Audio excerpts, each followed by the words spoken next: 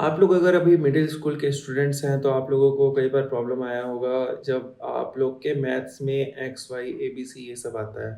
तो आज की वीडियो में हम यही समझने की कोशिश करेंगे कि ये सब होता क्या है? भाई मैथ्स में 1 + 2, 3, 4, 5 ये सब चल रहा था।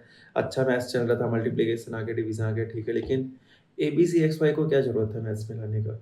तो आज के स्क्रीन में हम यही मतलब सॉरी आज की वीडियो में हम यही देखने की कोशिश करेंगे कि ये सब होता क्या है एक्स, वाई, एबीसी। तो without wasting any time let's get started and get into the screen. तो जैसे कि आप देख रहे हैं यहाँ मेरी स्क्रीन में, आपके पास अगर एक नंबर है जैसे कि 1, जैसे कि मैं बोलना चाहता हूँ कि मेरे पास फॉर एग्ज़ाम्पल मेरे पास जो मेरा पर्स है, उसमें अभी मेरे पास ₹10 हैं, ठीक है? तो ये जो ₹10 है, ये मान लो कभी ₹20 भी हो सकता है, ये कभी ₹30 भी हो सकता है, ठीक है? ये कभी ₹40 भी हो सकता है, ठीक है? तो इस तरह से इसमें अलग-अलग वैल्यू हो सकते हैं, ठीक है? मतलब पर्स एक है, लेकिन इसके अंदर एक से ज़्यादा वैल्यू क्या हो सकते हैं? हो सकते हैं। उसी तरह से मैथ्स में क्या होता है कि जैसे मुझे कहीं पे कुछ नंबर को लिखना है, लेकिन वहाँ पे एक से ज़्यादा नंबर हो सकते हैं। जैसे कि वहाँ पे 1 भी हो सकता है, 2 भी हो सकता है, कोई और नंबर 4, 5, 7, 8, 9 कुछ भी नंबर हो सकता है। तो उस केस में क्या करते हैं हम, और इसको हमें लिखना है, मान लो कि जैसे कोई इक्वेशन है, हम लोग को ये लिखना है कि ये जो नंबर है, इसमें मल्टीप्लाई करने से किसी नंबर का जो कोई 3 का मल्टीप्लाई करने से जो नंबर आएगा उसको, वो मान लो कि होल नंबर है, इस तरह से लिखना चाह रहा हूँ मैं। ठीक है, अभी ये मत ध्यान दीजिए कि इसको डिवाइड करने से होल नंबर, मल्टीप्लाई करने से होल नंबर आ रहा है कि नहीं। बस आप इस बात पे ध्यान दीजिए कि वो एक होल नंबर आना चाहिए, ठीक है। तो पहले मैं लिखूंगा कि 1 × 3 = होल नंबर, फिर लिखूंगा 2 × 3 = होल नंबर, फिर मैं यही चीज़ 4 के लिए लिखूंगा, फिर मैं यही चीज़ 5 के लिए लिखूँगा, फिर 7 के लिए, फिर 8 के लिए, फिर 9 के लिए। ये मेरे को बार-बार लिखना पड़ेगा, या फिर एक तरीका क्या है कि मैं अगर लिख दूँ कि x = ये सारे नंबर, मतलब x की वैल्यू ये सारे नंबर हैं, और फिर मैं उसको लिख दूँ कि एंड x × 3 = होल नंबर। तो मैंने ये सारी चीज़ जो मैंने इस अदरवाइज़ मुझे 1, 2, 3, 4, 5, 6, 7 लाइन में लिखनी थी, वो मैंने एक लाइन में लिख दिया। तो here what we use is known as variable, ठीक है? अभी इसके वर्ड से भी इसका मीनिंग समझने की कोशिश करते हैं, ठीक है? फिर मैंने जो अभी बताया इसको एक बार मैं और बताऊँगा, तो अगर आपको नहीं समझ में आया तो डोंट वरी, ये बहुत ईज़ी चीज़ होता है। ये जो वेरिएबल वर्ड होता है, ये आता है वैरायटी प्लस एबिलिटी। मतलब क्या कि जिसके पास वैरायटी की एबिलिटी है, उसको हम बोल सकते हैं वेरिएबल, ठीक है? अब वैरायटी की एबिलिटीज़ क्या मतलब कि अगर जैसे कि x है, तो वो 1 भी हो सकता है, वो 2 भी हो सकता है, वो 3 भी हो सकता है, वो 99 भी हो सकता है, वो 101 भी हो सकता है, वो कुछ भी हो सकता है। तो x के पास अलग-अलग वैराइटीज़ हैं, और वो वैरायटी की एबिलिटी है, that's why x is known as variable. तो वेरिएबल जो होते हैं, जनरली जो वेरिएबल होते हैं मैथ्स में, वो x होते हैं, y होता है, z होता है, a, b, c, p, q, r, कुछ भी अल्फ़ाबेट, ठीक है? क्या-क्या होता है? एक तो ये अल्फ़ाबेट होते हैं, ठीक है? फिर बाद में आप और भी अपर क्लासेस में जाओगे तो कुछ और सिंबल होते हैं, जैसे कि इसको थीटा बोला जाता है, इसको साई बोला जाता है, ठीक है? इसको गामा बोला जाता है, इसको अल्फ़ा बोला जाता है, इसको बीटा बोला जाता है।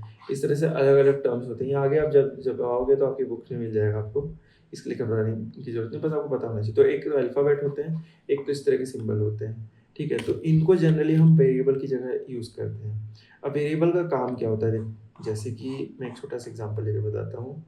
जैसे कि बोला जा रहा है कि अगर एक इंसान है, ठीक है? 2 इंसान हैं, एक ए है और एक बी है, ठीक है?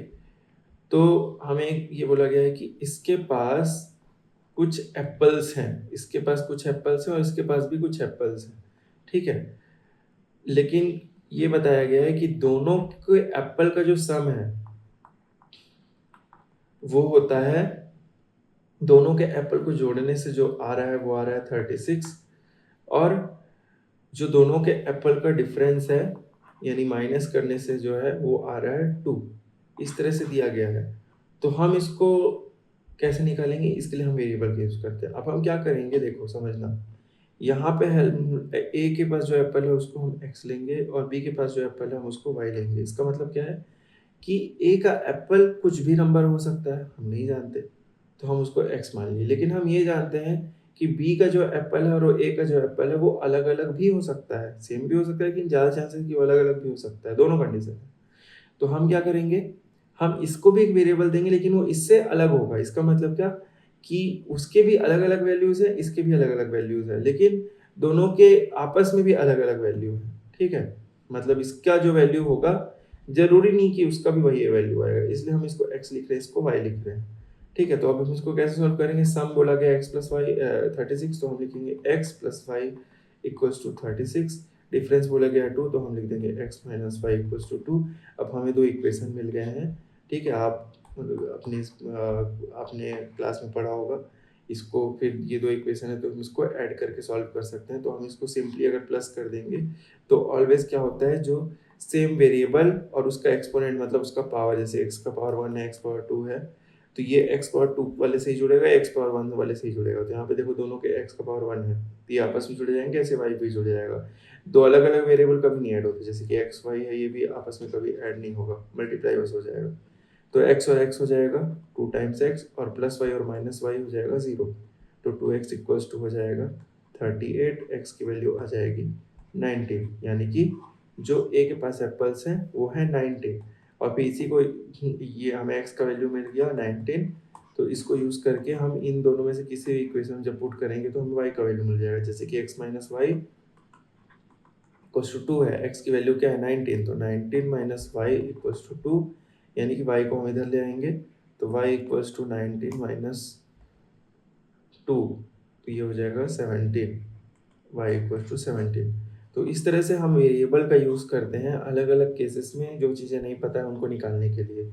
तो वेरिएबल क्या है, वेरिएबल का मतलब क्या है कि कोई भी चीज़ जिसका अलग अलग अलग अलग कितना भी वेरिएबल हो वैल्यू हो सकता है, और उसको जनरली हमें जब किसी इक्वेशन में लिखना है, इक्वेशन मतलब क्या, कोई भी चीज़ जहाँ बीच में इक्वल टू और एक तरफ LHS और दूसरी तरफ RHS है, जब हमें ये चीज़ करना होता है तब हम क्या करते हैं, इस वेरिएबल को यूज़ करते हैं, किसी इक्वेशन में पुट करते हैं और हमें जो नहीं पता है हम उसका आंसर क्या करते हैं, निकाल लेते हैं, ठीक है?